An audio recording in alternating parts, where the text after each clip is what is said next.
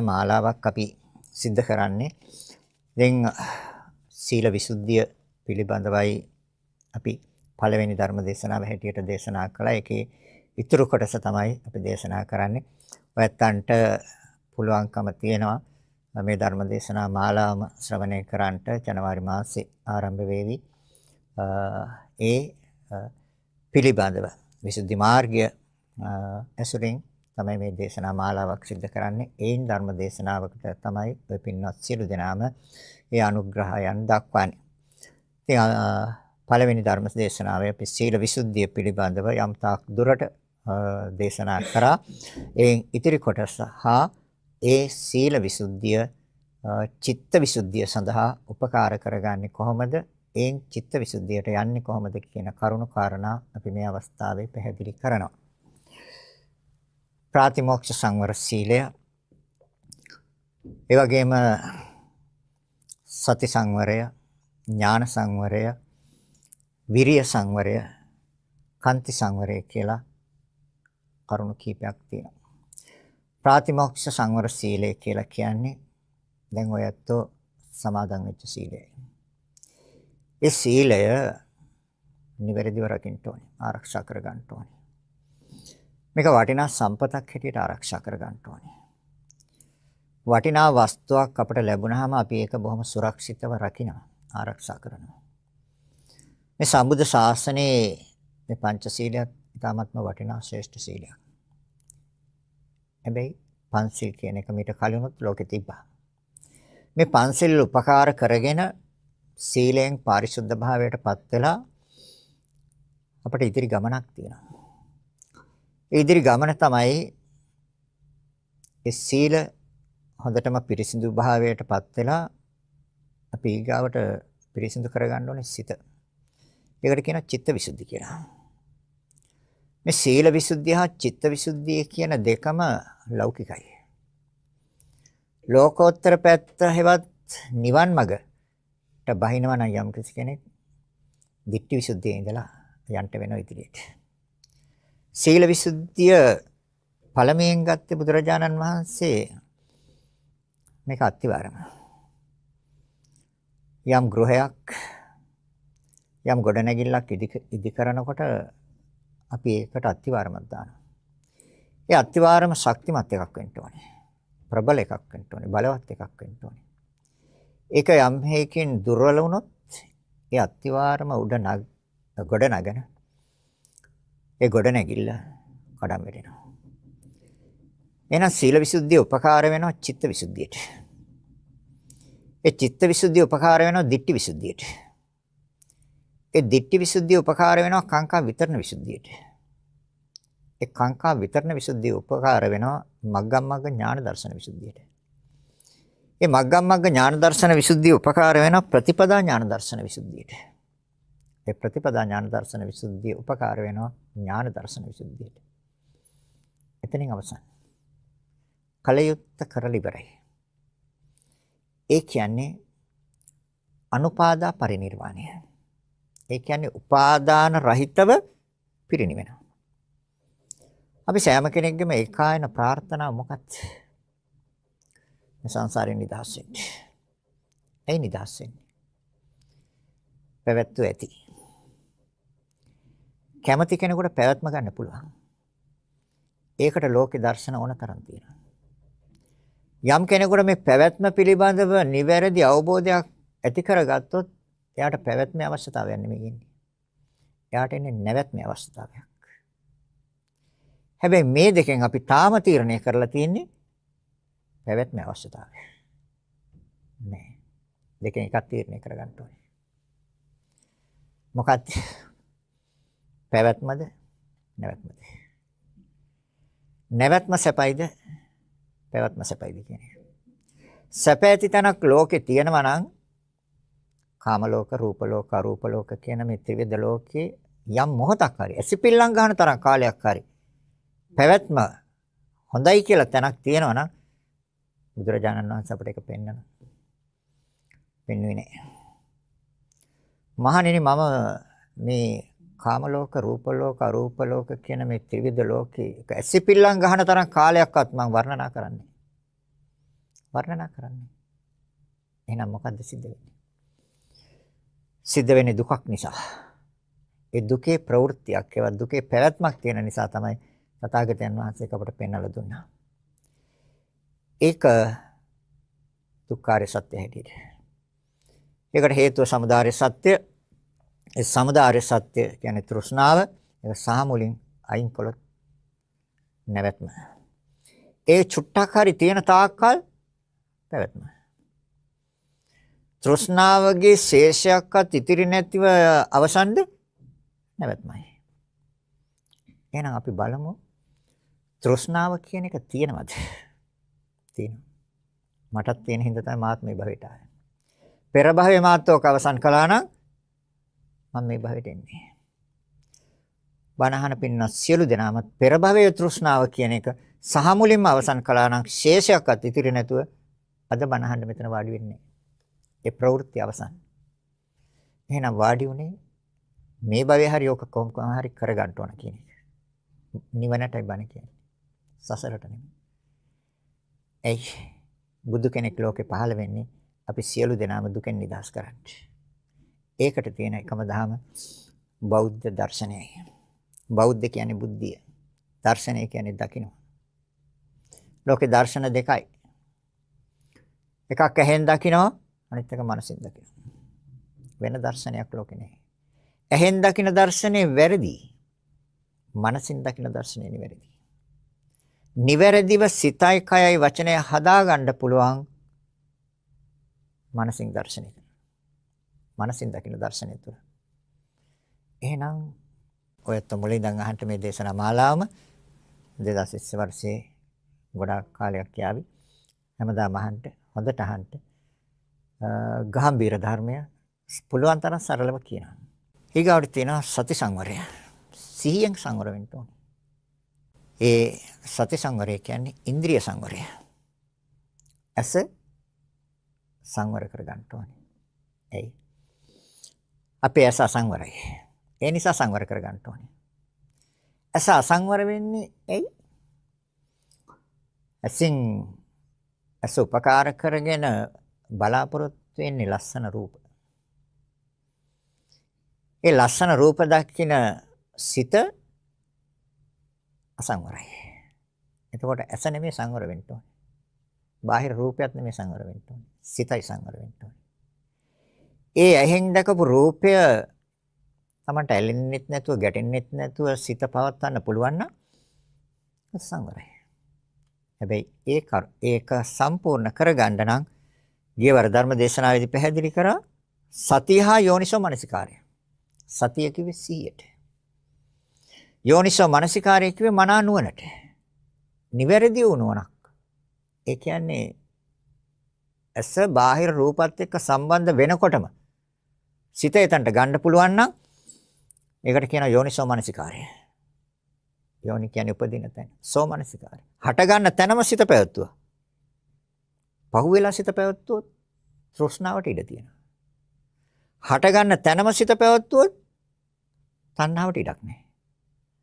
අපේ අවිද්‍යාව නිසා, තෘෂ්ණාව නිසා අපට වෙන්නේ හටගෙන ටික වෙලාවක් ගියාට පස්සේ Tamanට තේරෙනවා ධර්මය අහපු, ධර්මය තේරුම් ගත්ත පිරිසටත් තේරෙන්නේ අනේ මට තණ්හාවක් හටගත්තා කියන එක තේරෙන්නේ ටික වෙලාවක් ගියාට පස්සේ. ඒකට හේතුව මොකද්ද? ඒකට හේතුව තමයි අයෝනිසෝ මනසිකාරය. ඒ කියන්නේ යෝනිසෝ මනසිකාරය දියුණු නැහැ. සතිය දියුණු නැහැ. සිහිය දියුණු නැහැ. සිහිය බලවත් නැහැ. සිහිය ප්‍රබල නැහැ. සිහිය ප්‍රබල නම් සිහිය කියන්නේ මනා සිහිය. නිවැරදිව සිහිය. ඒකට කියනවා සම්මා සති කියලා. ඒක බලවත් නම්, ඒක ප්‍රබල නම් යට යෝනිසෝ මනසිකාරයත් එතනම තියෙනවා. සිහියෙන් කරන්නේ පෙන්නලා දෙන එක. සිහියෙන් කරන්නේ පෙන්නලා දෙක. යෝනිසෝ මනසිකාරයෙන් කරන්නේ අයින් කරන එක. අයින් කරන්නේ මොකක්ද? අනවශ්‍ය දේ. අවශ්‍ය නැති දේ අයින් කරන්න ඕනේ. එතකොට අනවශ්‍ය මොකක්ද? ඇසයි රූපයයි නිසා හැදෙන සිත ඇලෙනවා නම් අනවශ්‍යයි. තේරෙනවද? නොඇලෙන සිත අවශ්‍යයි. දැන් මොකද්ද සිද්ධ වෙන්නේ? දැන් සිද්ධ වෙන්නේ ඇලෙන සිතට ඉඩ දීලා ඉන්නවා. එතකොට තියෙන්නේ තෘෂ්ණාවේ වැඩිවීමක්. එහෙනම් අපි හොඳ සිහියෙන් යෝනිසෝ මනසිකාරයෙන් නිරන්තරයෙන් ඉන්න ඕනේ. ඉන්න කෙනාට පුළුවන් ඇස සංවර කරගන්න. ඇස නෙමේ සංවර වෙන්නේ. අපි කතා කරන ඇස සංවරයි කියලා. ඇස නෙමේ සංවර වෙන්නේ සිතයි. සිත සංවර වෙන්න ඕනේ. එහෙනම් අපි මේ මොහොතේ ඉඳලා අද ඉඳලා මේ මොහොතේ ඉඳලම අපි යම් අදිෂ්ඨානයක් ඇති කර ගන්න ඕනේ. මං මේ භවය තුල මං කොහොම හරි මේ තෘෂ්ණාව කියන මේ ධර්මතාවය මං අවසන් කරනවා. ඒ අදිෂ්ඨානය තු බණහන්ට. හැබැයි ඒක මෙතන ඉඳලා පටන් ගන්න. මොකද පෙර භවවලත් අපි ඔක පටන් ගත්තේ නැහැ. යම් ආකාරයක පටන් අරගෙන තියෙනවා. ඒකේ ඒ යම් ආකාරයක ඔයත් පෙර භවවලත් මේ විදිහටම සිල් අරන් තියෙනවා. මේ විදිහටම බණ අහලා තියෙනවා. ධර්මයේ ශ්‍රවණය කළා තියෙනවා. නමුත් ඒකේ අවසානයක් දැක්කේ නැහැ. ඒ අවසානයක් දැක්කනම් මේ භවයට එන්නේ නැහැ. එහෙනම් අපි මේ භවයවත් මේක අවසානයක් කරගන්න ඕනේ. එහෙනම් කන බාහිර ශබ්ද හැදෙනම සිතක්. ඒතර සංවර කරගන්න ඕනේ කන නෙමෙයි. බාහිර ශබ්දයක් නෙමෙයි. සිතයි. ඇලෙනවද ගැටෙනවද? දෙකම අනවශ්‍යයි. අවශ්‍ය කරන්නේ ඇලීමෙන් තොර හා ගැටීමෙන් තොර සිතක්. ඒකට කියන අවිච්ඡා දෝමනස්සං කියලා. අවිච්ඡා කියන්නේ විසම ලෝභය. දෝමනස්සං කියන්නේ ද්වේෂය. ඒතොර ආසාව හෝ තරහව. සිංහලෙන් කියනවා නම් ආසාව හෝ තරහව. ඒතොර ශබ්දයක් ඇහුණාම මිහිරිනම් ඇති වෙන්නේ ආසාවක්. අමිහිරිනම් ඇති වෙන්නේ මනාපයක්. මේක හොඳට දැනගෙන දැකගෙන අවබෝධ කරගන්න ධර්මතාවයක්. වෙනින් දර්ශන වෙනින් ආගම් වෙනින් මතවාද වගේ නෙමෙයි බුදුරජාණන් වහන්සේගේ දහම දැනගෙන විතරක් නෙමෙයි දැකගෙන අවබෝධ කරගන්න. Taman දැකලා තීරණය කරන්න මේක සත්‍යයි. ඒ දැකලා තීරණය කරන්න. ඒතකොට අපි යම් කිසි දෙයක් නිවැරදිව දැක්කහම අපිට කියන්න පුළුවන් මම මේක දැක්කා මේක ඇත්ත කියලා අපි කතා කරනවා. එහෙනම් දහමත් ඒ වගේ. මේක තාම දැක්කේ නැති නිසා තමයි මේක තාම මේ චතුරාර්ය සත්‍ය දහම අවබෝධ වුනේ නැත්තේ. දැක්කේ නැත. දැක්කන එතනින් ඉවරයි. එහෙනම් කන බාහිර ශබ්දය හැදෙන සිත. සිත ගැන අවධානයෙන් ඉන්න. එතකොට හැදෙනම ශනේම හැදෙනකොටම සිත තේරුම් ගන්න පුළුවන් නම් මේක ඇලෙන සිතක් මේක ගැටෙන සිතක් කියලා. සංවරයි. කන මූලික කරගෙන හට ගන්න සිත සංවරයි. නාසය බාහිර ගන්ධය දෙක නිසා හැදෙන සිතක්. ඒතර හැදෙන සිත පිළිබඳවයි අපි අවධානයෙන් ඉන්න ඕනේ. ඒයින් අවධානයට කියන යෝනිසෝ මනසිකාරය. හට ගන්න තැන. ඇලෙනවද සිත ගැටෙනවද? දෙකටම නැතිව පවත්වන්න පුළුවන් නම් ඒක තමයි ජයග්‍රහණය. ජීවිතේ ලබන ජයග්‍රහණය. දිව රස. මිහිරි නම් ඇලෙනවා, අමිහිරි නම් ගැටෙනවා. හැදෙන තැනම පුළුවන් නම් ඇලෙන්නෙත් නැතුව ගැටෙන්නෙත් නැතුව ඉන්න. එතකොට ඒකට උපකාර වෙන ධර්මතාවය මොකක්ද? යෝනිසෝ මනසිකාරය. සතිහා යෝනිසෝ මනසිකාරය. සිහියෙන් කියනවා ඔක අකුසලයක්. යෝනිසෝ මනසිකාරයෙන් කියනවා අයින් කරන්න. සතිහා යෝනිසෝ මනසිකාරයෙන් නැතුව මේ ධහමේ කිසිම දෙයක් අවබෝධ වෙන්නේ. මේක තමයි මම ඉස්සෙල්ලා ධර්ම දේශනාවේ ප්‍රකාශ කළා. උපකාරක පිණිස පවතින ධර්මතා දෙක. සතිහා යෝනිසෝ මනසිකාරය. දියුණු කරගත යුතු ධර්මතා දෙකයි තියෙන්නේ. සමතහ විපස්සනා. මනාව දැනගත යුතු ධර්මතා දෙකයි ලෝකේ තියෙන්නේ. වෙන ලෝකෙ කිසි දෙයක් නැහැ. ලෝකේ තියෙන්නේ ධර්මතා දෙකයි. ඒකට කියනවා නාමංච රූපංච. නාමයේ රූපයයි. ඉවත් කරගන්න තියෙන ධර්මතා දෙකයි. අවිද්‍යාවයි තණ්හාවයි. එතනින් එහාට කරන්න දෙයක් නැහැ. ඔය කරුණුවට සම්පූර්ණ කළා නම් එතනින් අවසන් සියල්ල. තේරෙනවද? ඔය කරුණුවටෙන් කීයක් දැන් සම්පූර්ණද? කල්පනා කරලා බලන්න. උපකාර පිණිස පවතින ධර්මතා දෙකයි සතිහා යෝනිසෝ මනසිකාරය. මට ඒක තියනවද? තමන් දැනගන්න දැකගන්න. උපකාර පිණිස පවතින ධර්මතා දෙකයි සතිහා යෝනිසෝ මනසිකාරය. දියුණු කරගන්න තියෙන ධර්මතා දෙකයි. සමතයයි විපස්සනාවයි. මනාව අවබෝධ කරගන්න තියෙන ධර්මතා දෙකයි. නාමයේ රූපයයි. ලෝකේ තියෙන එච්චරයි. සිතහ සිතුවිලි නාම අනිත්‍ය සතර මහ භූතය රූප. එච්චරයි ලෝකේ තියෙන්නේ. ඉවත් කරන්න තියෙන ධර්මතා දෙකයි. අවිද්‍යාවයි තෘෂ්ණාවයි. වෙන මොනවද තියෙන්නේ? අතනින් එහාට ගන්න දෙයක් නැහැ. එහෙනම් දැන් අපි කොතනද ඉන්නේ? පළවෙනි එකේ ඉන්නවද, දෙවෙනි එකේ ඉන්නවද, තුන්වෙනි එකේ ඉන්නවද, හතරවෙනි එකේ ඉන්නවද? තමන් දැනගන්න, දැකගන්න. කොතනද ඉන්නේ? මේ ධම අවබෝධ කරගන්න ඔය හතර අනුපිළිවෙලට එන්න ඕනේ. එතන තමයි මේ ධමෙන් ගත යුතු ප්‍රයෝජනෙ ගන්න පුළුවන්. එහෙනම් දිව සංවර කරගන්න නම් සතිය යෝනිසෝ මනස්කාරයෙන් ගන්න ඇලෙන්නත් එපා, ගැටෙන්නත් එපා. කය සංවරයි. කය නෙමෙයි සංවර වෙන්නේ. කයයි පහසයි නිසා හටගන්න සිත. සිත සංවර වෙන්න ඕනේ. ඒ ශරීරය සමුදු පහස ඇලෙනවා. ඒක ගොරෝසු නම් ගැටෙනවා. එහෙනම් මේ පංචේන්ද්‍රියන් ආරක්ෂා කරගන්න. නිරන්තරයෙන් රකින්න. ඇයි? මේකට කියන්නේ කාමය කියලා. කාමය කියන්නේ කැමති දේ. පංචකාමී. පංච කිව්වේ පහට. කාමය කියන්නේ කැමති කියන එක. මේක අතිශය භයංකාර එකක්. උපමාවක් කියන මේකට තේරුම් ගන්න. මොකක්ද? මෙතන තියෙන පෑන් බඳුනක්. මේ පෑන් බඳුන හරිය මිහිරි. හරිම රසවත්. හරිම පැහැපත්. පුච්චලේ කෙනවා පිපාසයෙන් පීඩිත. දහඩිය ගලන උගරකට වියලුණු පුච්චලේ කෙනවා. ඒ පුච්චලයට පෑන් ටිකක් ඕනේ. ඒතර මේ පෑන් බඳුන පැහැපත්, රසවත්, මිහිරි. හැබැයි මේකට වහ දාලා තියෙනවා. ඔබ කැමති නම් බොඩ්. ඒ පුච්චලේ කිසිම සමාවක් නැහැ. මේක ගත්ත ගමන් බීගෙන යනවා. මොකද වෙන්නේ? මැරෙනවා. එහෙම නැත්නම් මරණ තරමේ දුකකටපත් වෙනවා. මහණෙනි මෙතන තියෙන පෑන් බඳුනක්. මේ පෑන් බඳුන හරි මිහිරි, හරි පැහැපත්, හරි රසවත්. පිපාසයෙන් පීඩිත වෙච්ච, උගරකට වියලුණු, දහඩිය ගලන පුච්චලයක් එනවා. මේ පුච්චලයට කියනවා මේ පෑන් බඳුන පැහැපත්, මිහිරි, රසවත්. හැබැයි මේකට වහ දාලා තියෙන්නේ ඔබ කැමති නම් බොන්න. ඒකින මට එපා. මට ඔක එපා. මම ඔක ප්‍රතික්ෂේප කරනවා. මං ඒ වෙනුවට ඇල් වතුර එකක් බොනවා. ඒ වෙනුවට මං පළතුරු ගෙඩියක් මිරිකලා යුස ටිකක් බොනවා. ඒ පිපාසය නිවා ගන්න. මට ඕක එපා. මහණෙනි පංචකාම සම්පත්තියත් මේ වගේ එකක්. අද උදේත් ඔය පහම හෙව්වා.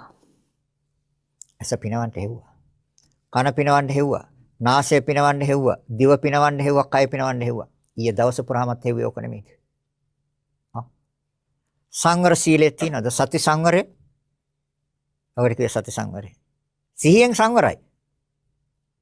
එහෙනම් අසංවරද සංවරද? තම තමන්ට තීරණය කරන්න පුළුවන්.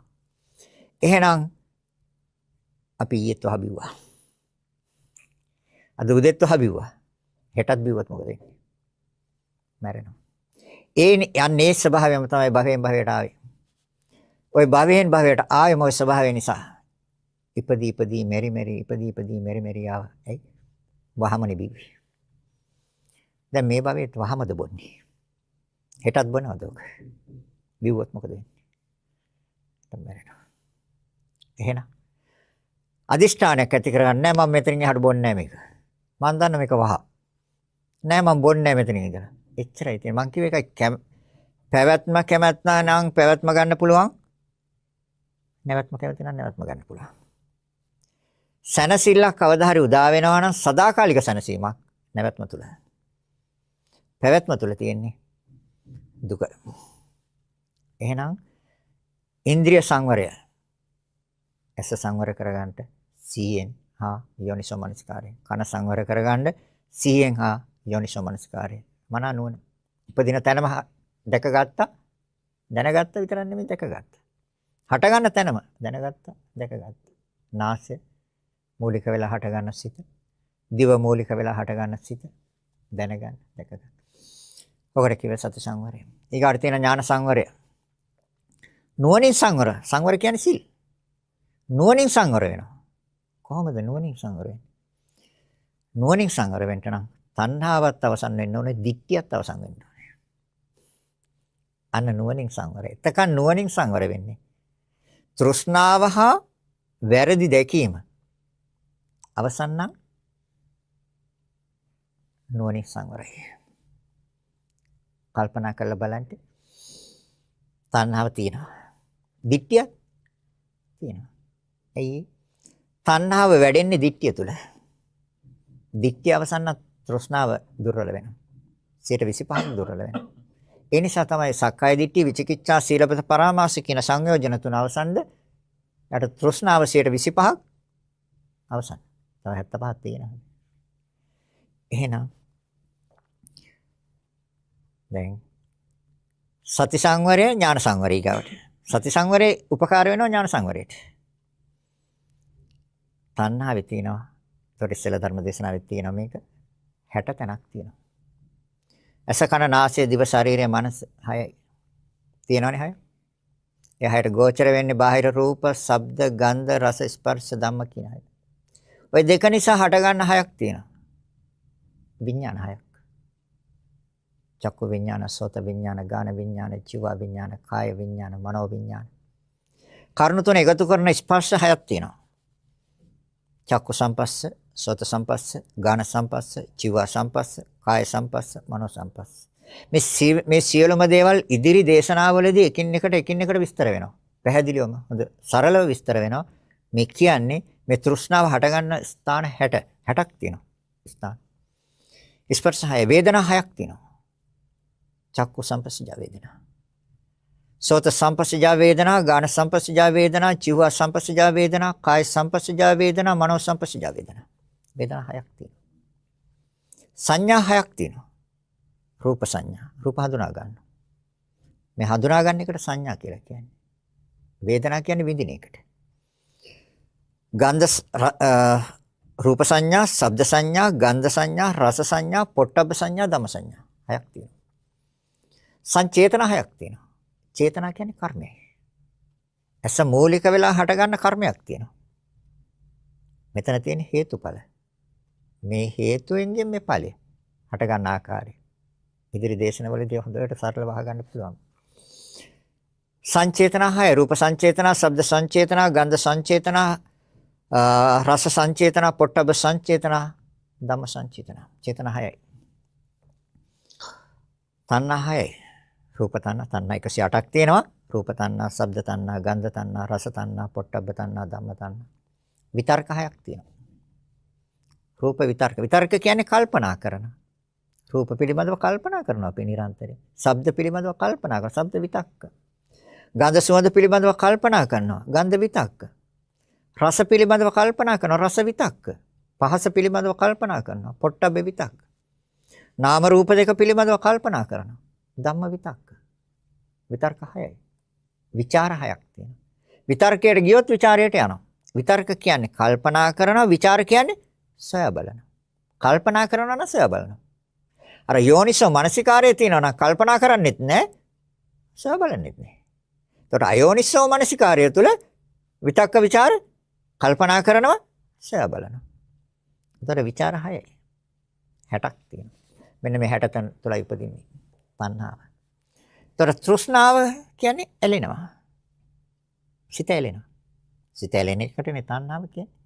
හැබැයි ඇලිලා නවතිනවා නම් ඇලීම තුල නවත්ත ගන්න පුළුවන් නම් අපි නිදහස් වෙනවා.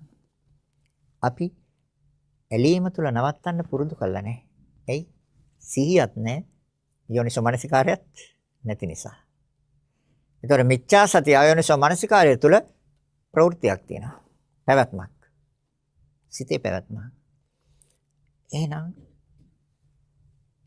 දැන් එතකොට තණ්හාව මේ 60 තැනක තණ්හාව උපදිනවා.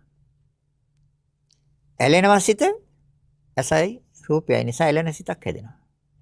නැද්ද? හැබැයි ඇලිලා නවතිනවා නම් ගැටලුවක් වෙන්නේ නැහැ. ඇලෙන තැන ටික වෙලාවක් ලගිනවා සිත. යම් දෙයක් දැකලා ඒ දේ ලස්සන නම් සිත එතන ඇලෙනවද? ඇලෙනවා. හැබැයි ඇලිච්ච තැනම යෝනිසෝ මනස්කාරයෙන් ගැලෙව්වොත්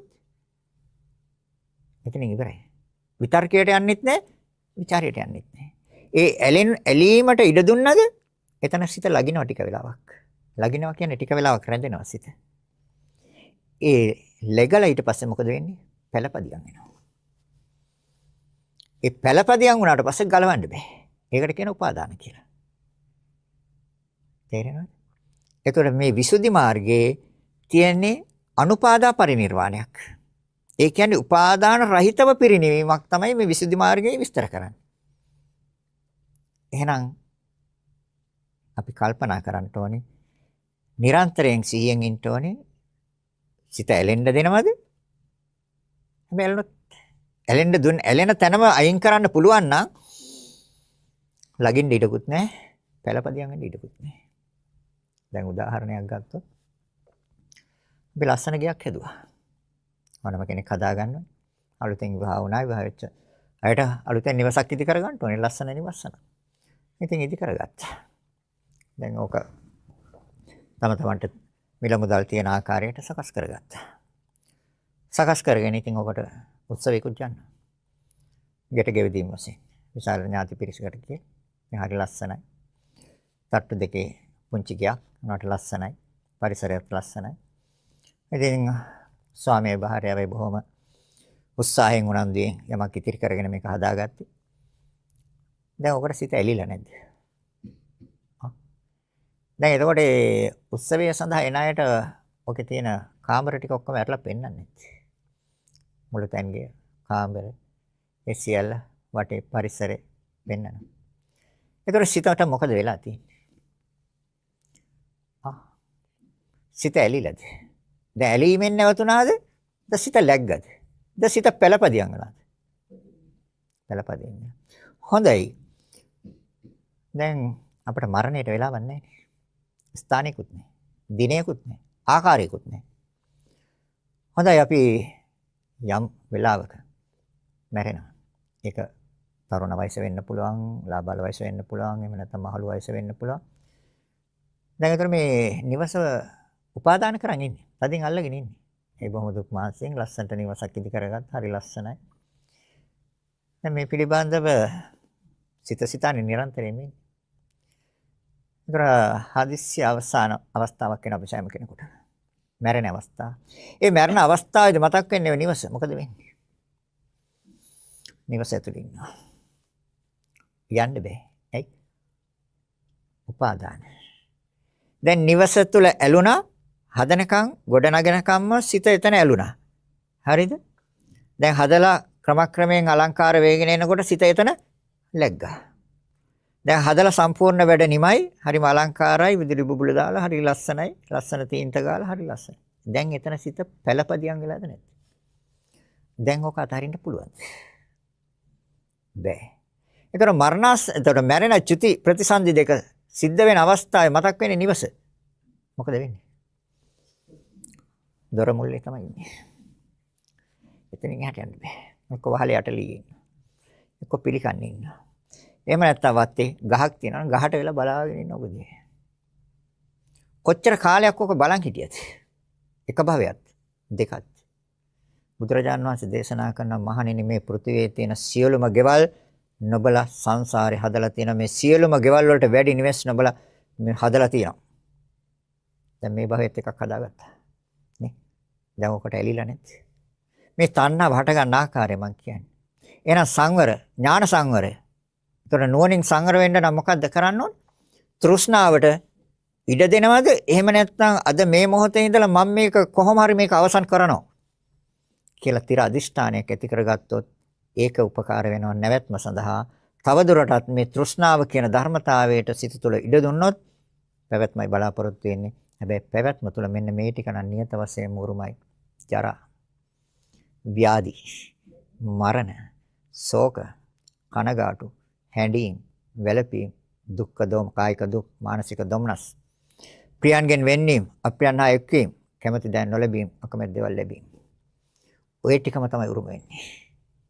තේරෙනවද? එහෙනම් එතකොට නුවණින් සංවර. දැන් කවද්ද ඉඳන් පටන් ගන්න? මන් දන්නේ. ඕනනම් දැන් ඉඳලා පුළුවන්. හරිද? එහෙම නැත්නම් 2020ත් පුළුවන්.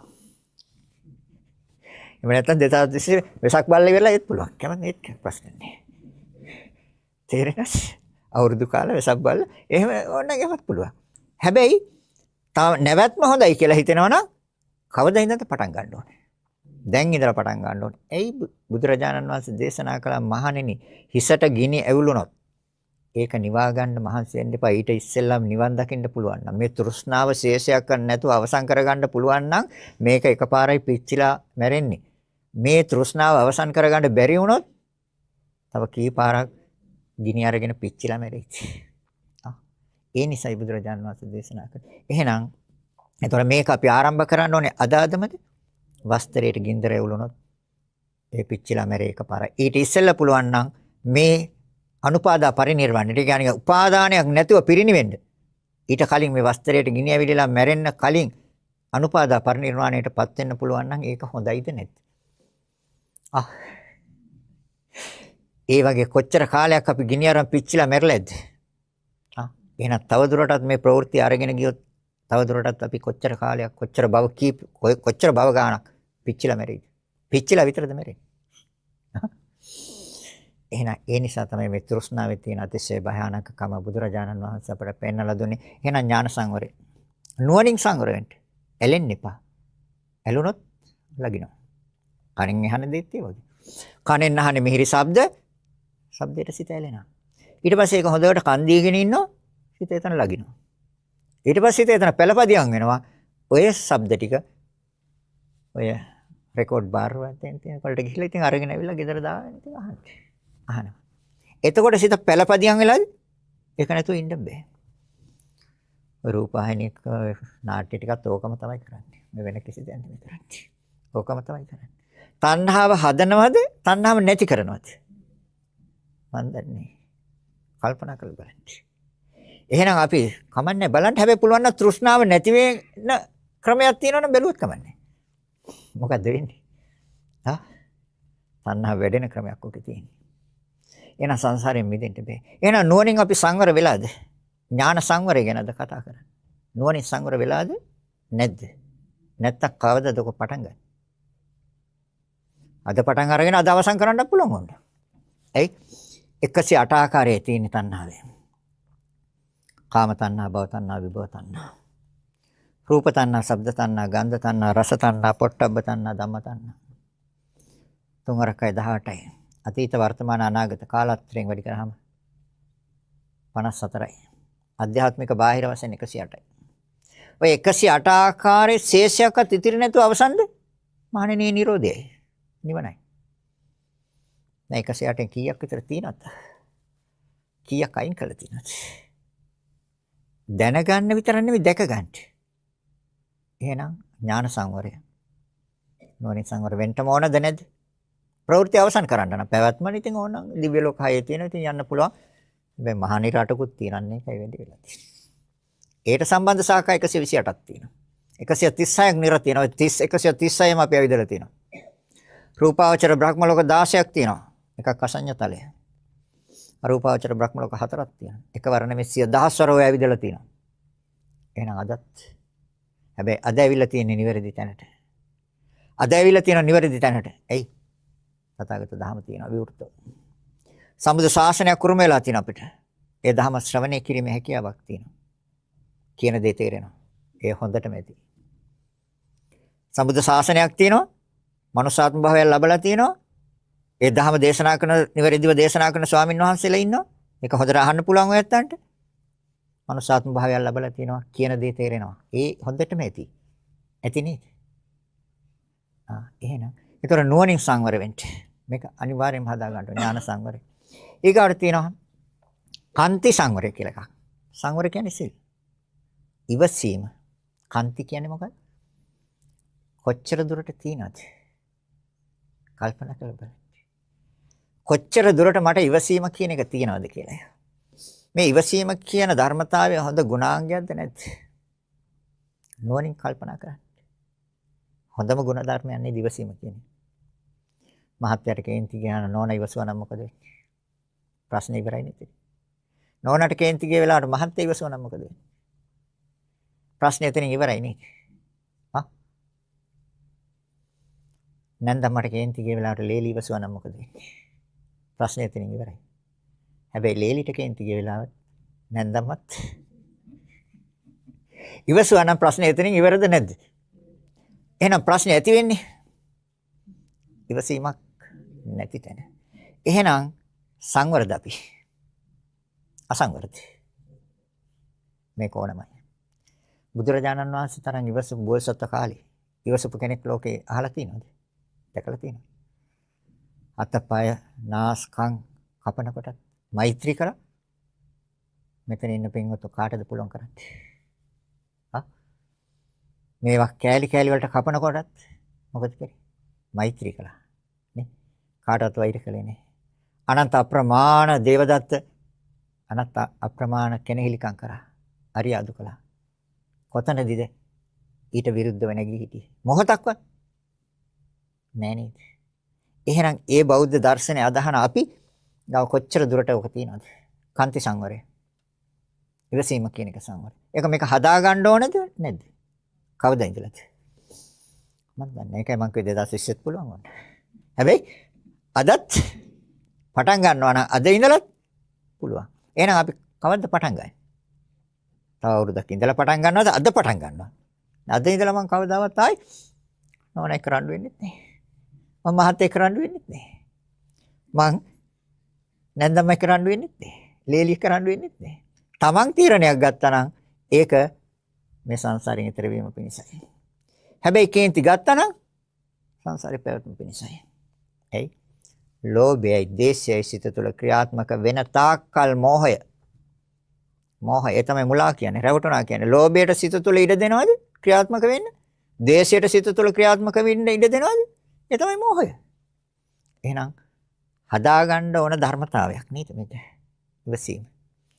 ඊගාට තියෙනවා ප්‍රකාන්ත සංවර, විරිය සංවර. වීරියෙන් සංවර වෙන්න ඕනේ. මේකට නම් වීරිය ඕනේ. වීරිය කියන්නේ උනන්දුව, ඕනකම, කැපවීම, සමවායාම. මොකද්ද? කාම විතර්ක, ව්‍යාපාද විතර්ක, හිංසා විතර්ක. විතර්ක කියන්නේ කල්පනා කරනවා. ඒතර බුදුරජාණන් වහන්සේ දේශනා කරනවා නෑ කාම විතර්ක වලට ඉඩ දෙන්න එපා. කාම විතර්ක වලට ඉඩ දුන්නොත් කාම ලෝකය. කාම විතර්ක.